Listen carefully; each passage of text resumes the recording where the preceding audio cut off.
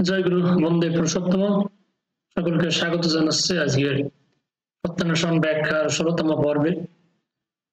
আজকে যে বানানটি থাকবে আপনারা স্ক্রিন শেয়ার করছি, আপনারা দেখতে পাবেন।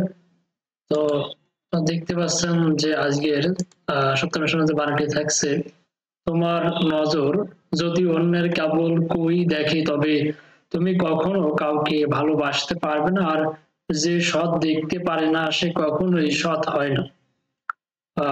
গতদিন আমরা এই বাণীটি শুরু করেছিলাম, কিন্তু আমরা সম্পন্ন বা শেষ করতে পারিনি। তো প্রথম থেকে আমরা শুরু করব।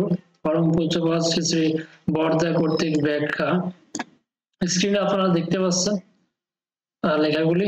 তো হরিপদদা তিনি বললেন, আমার যে কার্সরটি মাউসের যে হাইলাইট করা হচ্ছে এটি খেয়াল রাখবেন, তাহলে বুঝতে সুবিধা হবে। তো পৃথিবীতে ভালো মন্দ দুই আছে। আমি যাই দেখছি তার খারাপটাই যদি দেখি আর এই দেখাতে অভ্যস্ত হয়ে উঠি তবে ক্রমশ শ্রদ্ধা ভক্তি হারিয়ে ফেলবো।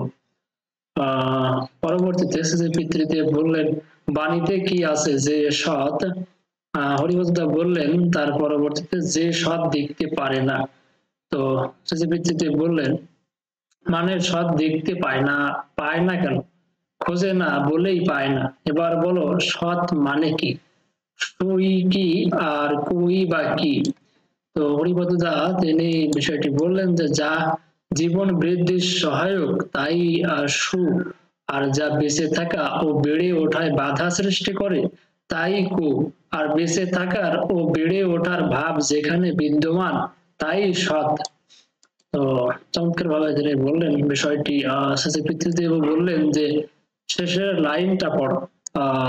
তিনি শেষের লাইনটা পড়লেন এবং বললেন যে হরিপদদা বললেন, যে সৎ দেখতে পারে না সে কখনোই সৎ হয় না। চমৎকার একটি কথা, যে সৎ দেখতে পারে না সে কখনোই সৎ হয় না। তো আমরা এটি দেখি, এটির ব্যাখ্যা কি, যে সৎ দেখতে পারে না সে কখনোই সৎ হয় না। পিতৃদেব বললেন, সু যদি চরিত্রে মূর্ত হয়ে ওঠে তখন বলি লোকটা সৎ। তার মানে জীবন বৃদ্ধির সহায়ক নীতিগুলি মেনে চলার ফলে তার মধ্যে সু আচার মূর্ত হয়ে উঠেছে। যার দৃষ্টি সবসময় সু এর দিকেই, সৎ আচরণগুলি যে মূর্ত করে তুলেছে তার সংস্পর্শে অন্যেও সৎ হয়ে পড়ে। কেমন করে হয়? যেমন তুমি সৎ লোক, সু আচরণ তোমার মধ্যে মূর্ত হয়ে উঠেছে, তোমার হাব ভাব কথাবার্তা চাল চলন এমনই যা চোখে পড়ার মতো। তুমি যে আমায়ও ভালোবাসো এটা যখন আমি অনুভব করব তখন আমার পছন্দ অনুযায়ী আমার পছন্দ হয়। আমরা ঠাকুর দর্শনে আসি, ঠাকুর যা যা ভালোবাসেন সেই সব তার ভোগের জন্য নিয়ে আসি। ঠাকুর পরিষ্কার পরিচ্ছন্ন থাকা পছন্দ করেন, আমার জামা কাপড় ময়লা, তাই সঙ্গে সঙ্গে কাপড় চোপড় পাল্টে ঠাকুর ঘরে গেলাম। একবার এক মা ছেলেকে নিয়ে ঠাকুরের কাছে নিবেদন করলো, ছেলে কথা শোনে না, সারাদিন খেলাধুলা করে, পড়াশোনায় মন নেই। ঠাকুর বললেন, মার উপর যাতে টান হয় তাই করো। ছেলেকে খেলাধুলা করতে নিষেধ করলেন না বা অন্য কোনো উপদেশও দিলেন না। ছেলে যেদিন থেকে মার উপর টান অনুভব করবে সেদিন থেকে খেলুক আর যাই করুক মার কথা না শুনে পারবে না। যেটা যেটা খারাপ বলে মনে হচ্ছে সেটাও কিন্তু ভালো স্থান কাল পাত্র অনুযায়ী। আবার অনেক সময় মানুষের কুস্বভাব নিজে নিজেই সংশোধিত হয়ে যায়। এ প্রসঙ্গে আমার একটা কাহিনী জানা আছে। এক বাড়ির একটা ছোট্ট সুন্দর ফুটফুটে মেয়েকে অভিভাবক এক কিন্ডার গার্ডেন স্কুলে ভর্তি করে দিলেন। স্কুলটা বেশ বড় এবং চারদার প্রাচীর বেষ্টিত, মধ্যে ফল ফুল দ্বারা সুসজ্জিত বাগান। স্কুলে যাবার সময় বাড়ি থেকে মায়েরা বাচ্চাদের টিফিনের কৌটায় টিফিন দিয়ে থাকেন। তো স্কুলের টিফিন আওয়ারে তারা তা খায়। তো এই মেয়েটি স্কুলে নতুন ভর্তি হয়েছে। স্কুলে পৌঁছেই যথাস্থানে বসে টিফিনের বাক্স থেকে খাবার বের করে খেয়ে নেয়। স্কুলের দিদিমণিরা সহপাঠিনীরা সবাই তা দেখে। কিন্তু কেউই তাকে কিছু বলে না। দিদিমণিদেরই এরকম নির্দেশ দেওয়া থাকতে পারে, তাই সহপাঠিনীরা কিছু বলেনি। দিন যায়, সপ্তাহ যায়, হঠাৎ মেয়েটি দেখলো অন্যান্য মেয়েরা নির্দিষ্ট একটা সময় টিফিন খায়, সেই শুধু আগে ভাগে খেয়ে নেয়। তারপর থেকে সে সকলের সঙ্গে টিফিন খাওয়া আরম্ভ করলো। তো এরকম সংশোধনই প্রকৃত সংশোধন, যা নাকি ভেতর থেকেই হয়। তো কাহিনী শেষ করে পিতৃদেব বললেন, এই বিশ্ব ব্রহ্মাণ্ডের সবকিছু পরমপিতা সৃষ্টি করেছেন, তার জগতে কু বলতে কিছু নেই। তিনি চির সুন্দর, তাই তার সৃষ্টিও চির সুন্দর। আমাদের জ্ঞানের অভাবে, বুঝের অভাবে, বুদ্ধির অল্পতার দরুন কু দেখি। রেফারেন্সটি কোট করা হয়েছে খ্রিস্ট প্রসঙ্গে, তারিখ 9/12/75 ইংরেজি, প্রসঙ্গ সপ্তম পৃষ্ঠা 35-36। তো চলে যাব পরবর্তী যে বাণীটি রয়েছে আমরা সেখানে যাব। তো পরবর্তী যে বাণীটি রয়েছে সেটি আমরা চলে যাব এখন। তো হ্যাঁ, পরবর্তী আমরা আরেকটি বাণী নেব আজকে। তো একটু অপেক্ষা করবেন, আমরা বাণীটি স্ক্রিনে শেয়ার করব। তো আমরা ঠাকুরের যে সত্যান্বেষণ আপনারা হয়তো প্রত্যেকেই পড়েছেন। তো আমরা পরবর্তী বাণী চলে যাবো। তো সত্যান্বেষণ ঠাকুরের মাত্র 22 বছর বয়সে লেখা, যেটি বিশ্বকবি রবীন্দ্রনাথ ঠাকুরও তিনি পড়ে বারবারই তিনি জিজ্ঞাসা করেছেন। অনেকটি প্রবন্ধ আর্টিকেলও আছে, সেখানে বিস্তারিত দেওয়া আছে, আপনারা হয়তো বা পড়েছেন। তো আমি এখন বাণীটি আপনাদের সামনে শেয়ার করছি। তো আপনারা দেখুন, বাণীটি আপনারা দেখতে পাচ্ছেন। তোমার মন যত নির্মল হবে, তোমার চক্ষু তত নির্মল হবে, আর জগৎটা তোমার নিকট নির্মল হয়ে ভেসে উঠবে। এই বাণীটির ব্যাখ্যা। তো হরিপদ তিনি বলছেন, আমি যা দেখছি তার মধ্যে ভালোটাই দেখছি, এভাবে সবকিছুর ভালো দিকটা দেখতে দেখতে গোটা জগৎটাই নির্মল দেখছি। তো শ্রী পিতৃদেব তিনি বললেন, আমি ভালো দেখায় অভ্যস্ত হব কেন? ভালো বলতে কি বুঝবো আসলে? যে কাপড়টা দেখতে ভালো, যে গরুটা দেখতে ভালো, যে ছেলেটা দেখতে ভালো, হ্যাঁ, সেইগুলো দেখবো শুধু, এরকম নাকি? জিজ্ঞাসা করছেন। তো ব্যাপারটা পরিষ্কার হচ্ছে না, তাই তিনি বললেন যে আলোচনা করবি তো? অবশ্য সংক্ষেপে করেও বলা যায়। একটু থেমে, কি হলে মন নির্মল হবে তিনি জিজ্ঞাসা করলেন। হরিপদ বললেন, সু এর সাথে যুক্ত হলেই মন নির্মল হয়।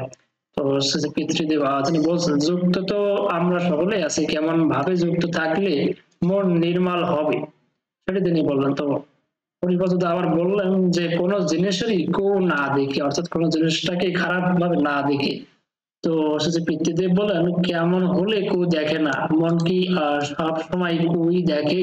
গতকাল তো আলোচনা হলো, তিনি এটি বললেন। তো হরিপদ তিনি বলছেন যে বাসা বাড়ার প্রতিকূল যা তাই কু, আমাদের প্রকৃতি সুখেই দেখতে চায়।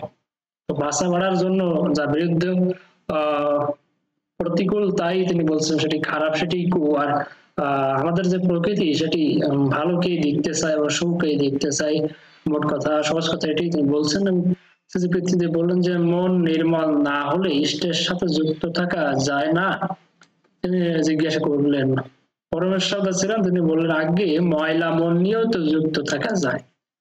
পৃথিবীদেব বললেন, হ্যাঁ তা হতে পারে, কিন্তু যুক্ত থাকতে থাকতে মন পরিষ্কার হয়ে আসবে ক্রমশ। পরমেশ্বর বলেন, সাধন ভজনের ক্ষেত্রেও যুক্ত আছি, যদি দর্শনও হচ্ছে তখনও ইতরাম চরিত্র জাতি স্বভাবগত না হয় সে বিষয়ে সাবধান হওয়া দরকার। হ্যাঁ, তো ইতরামর চরিত্র স্বভাবগত হচ্ছে তখন আসলে ও সব দেখে না, ও সব গল্প। ঠাকুরের নাম ধ্যান ও সাধন ভজন করলে তার একটা প্রকাশ থাকবে। তো তো আমরা যদি যে কোনো কাজ যদি করি, তার একটা প্রকাশ কিন্তু আমাদের মধ্যে হয়। তো পরমেশ্বর ক্ষমতা বলে অনেক তপস্যের কাক বর্ষ করার কাহিনীটি বলে। তো আমরা এই বিষয়ে গতদিন আমরা এটি বলেছিলাম, আমার এখন মনে পড়ছে, যাই হোক কিছু করার নাই। তো আমরা এটি শেষ করছিলাম না। হ্যাঁ, আমার এখন আমরা এটি মনে পড়ছে তো, আমরা দেখি কতদূর আমরা গতদিন আমরা এই আলোচনাটা করেছিলাম। তো পরমেশ্বর ক্ষমতা বলে জনৈক এক তপস্বীর কাক নষ্ট করার কাহিনীটি তিনি বললেন, আমরা শুনি কাহিনীটি কি ছিল। তো সেই আহ কাহিনীরই সূত্র ধরে শ্রী বললেন যে যে বাড়িতে সেই তপস্বী ভিক্ষার জন্য গিয়েছেন সেই বাড়ির গৃহিণী বলল, দাঁড়াও সাধু, আগে আমি স্বামী সেবা করি, আমি তো আর কাক নই যে ভস্ম হয়ে যাব। তো ননিদা তিনি বলেন, পূর্ণ পতিতে ঠাকুরের বলা আছে 5 মিনিট মন সংযোগ হলে জ্যোতি দর্শন হয়, 10 মিনিট হলে শব্দ শ্রবণ হয়। পিতৃদেব বলেন, ওগুলো তো সব বাই প্রোডাক্ট, ওগুলো অনেক সময় প্রাপ্তিকে ব্যাহত করে। মন সংযোগ অভ্যাসটা কারো এক নিমিষেও হতে পারে, কারো দীর্ঘ অভ্যাসের ফলেও হয়, কারো সারা জীবনেও হয় না। এমনিতেই তো দেখি 1 ঘন্টার মধ্যে 59 মিনিটই মন এদিক ওদিক করে, 1 মিনিটও মনোসংযোগ করা যায় না। দুলালদা বললেন, অনেকে তো অনেক অনুভূতির কথা বলে বেড়ায়। তো বললেন যে যাদের হয় তারা কখনো কয় নাকি, শব্দ জ্যোতি যাই দেখুক না কেন, চিত্ত নির্মল না হলে কিছুই হয় না। নাম পড়লে মনের মলিনতা দূর হয়, চিত্ত নির্মল হয়, কিন্তু নির্মল হলে আত্মকেন্দ্রিকতা থাকে না। তাই নিষ্ঠা সহ নাম করা অভ্যাস করতে হয়। যারা নিষ্ঠা সহ নাম ধ্যান করি তাদের কোনো দোষ আমার দোষ বলে মনে হয় না। একদিন ঠাকুরের কাছে এসে দেখি, আমরা এই ঘটনাটা জেনেছিলাম, আমি পরবর্তীতে আমাদের বৃত্তি প্রবৃত্তি কিভাবে সুনিয়ন্ত্রিত করা যায় সে বিষয়ে কথা হচ্ছে। তাই যেটি বলেছিলাম না, আমাদের সময় সংক্ষিপ্ত, তো পরবর্তী থেকে আমরা বানাটি শেষ করতে চাচ্ছি। তো পরমেশ্বর বললেন, কি করে বুঝবো যে আমি ইষ্ট কেন্দ্রিক? পরমেশ্বর প্রশ্নের উত্তরে ব্যক্তিদের একটা ঘটনা বললেন। একবার দুটো কুকুরের ব্রিডিং টাইমে আমি যাচ্ছি, তাদের কাছ দিয়ে আমাকে দেখেই তারা দৌড় দিল, দৌড়ে এলো আমার কাছে, আমাকে ঘিরে ধরলো। জীব মাত্রেরই আহার নিদ্রা মৈথুন স্বভাবতই মুখ্য, কিন্তু এখানে প্রভুর প্রতি ভালোবাসা প্রবৃত্তির টানকে ছাপিয়ে গেল। হিন্দু ধর্মের শিক্ষাও এরকম ওরকম, পুত্রার্থে গৃহতে ভার্যা, আমরা বিবাহ করি যাতে সৎ পুত্র পৃথিবীতে জন্মায়, তাকে কেন্দ্র করে স্ত্রী স্বামী সবাই আমরা চাই সন্তান যাতে বড় হয়ে তারই সেবা করে, অর্থাৎ পিতা মাতার সেবা করে। ননিদা বললেন, গর্ভাধানের মন্ত্র দেখলেই তা বোঝা যায়। আপনারা জানেন ঠাকুর বলেছেন, দশবিধ সংস্কার মনে রাখিস নিষ্ঠার সার। তো দেব বললেন, আমার বাবা মা স্ত্রী পুত্র বিষয় আশয় সবই আছে, কতদিন আছে কিছুই ঠিক নেই, তাই ভাবতে হয় সবই তার। এমনিতেই দেখবি হাত পা নাক মুখ কেউই আমার কথা শোনে না, অসুখ হয়, কিন্তু আমি চাই আমার ছেলে আমার কথায় ওঠা বসা করবি। আমরা সকলেই ক্যাসা বিয়াঙ্কার মতো ছেলে চাই। আবার দেখো, দাঁত আমার কথা শোনে না, দাঁতে ব্যথা হয়, কিন্তু ঠাকুরের কাছে দাঁত ব্যথার কথা জানাতেই ব্যথা সেরে গেল।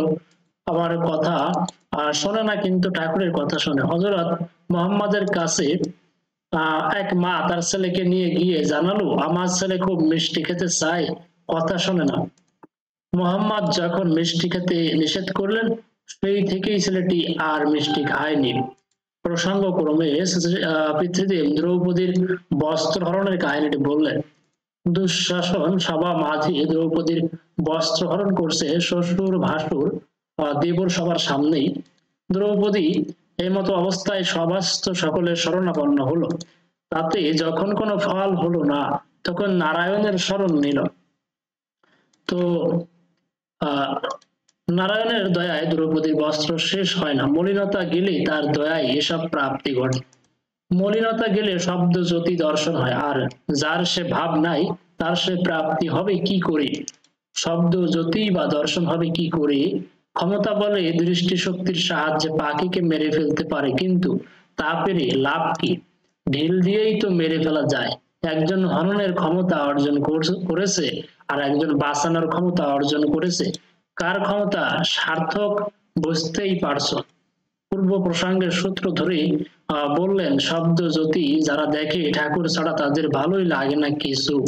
আমার ইষ্টকে যদি আমার ভালো না লাগে তাহলেও ওসবে আমার লাভ কি? কাজ করা হবে ওসবে, তাকে পেতে ইচ্ছা করে, তাকে যারা ভালোবাসে তাদের সঙ্গ পেতে ইচ্ছা করে। এ যদি না হয় তাহলে এসবের লাভ কি আমার? আমি তাকে চাই বলে এগুলি পাচ্ছি উপজাত হিসেবে, বাই প্রোডাক্ট। আর তাকে পেতে হলে তার প্রতি গভীর টান দরকার, তীব্র ব্যাকুলতা দরকার। জনৈক দাদা বললেন, যোগ ভ্রষ্ট কাকে বলে? তো বললেন, ঠাকুরের দীক্ষা নিলাম, ছেড়ে দিলাম, করলাম না, এটাই হচ্ছে যোগ ভ্রষ্ট। আউট অ্যান্ড আউট সর্বান্তকরণে যখন তাকে ভালোবাসতে পারি না, তখন যে কোনো মুহূর্ত থেকে তা থেকে বিচ্যুত হতে পারে। যে ইষ্টের সাথে যুক্ত আছে সেই যোগী পরমেশ্বর অনেক সময় অকাম কুকাম চুরি টুরি করেও তো ঠাকুরকে ভালোবাসতে পারে।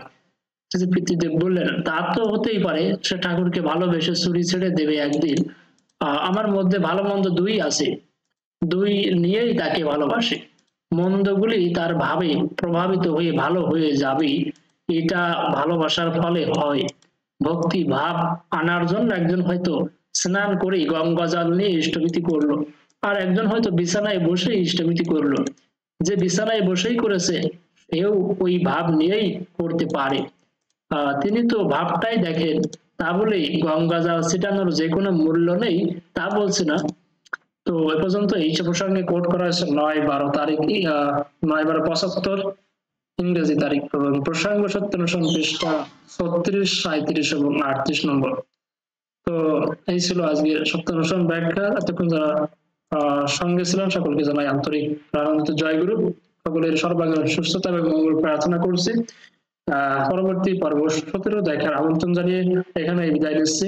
বন্দে পুরুষোত্তম, বন্দে পুরুষোত্তম, বন্দে পুরুষোত্তম। জয় গুরু।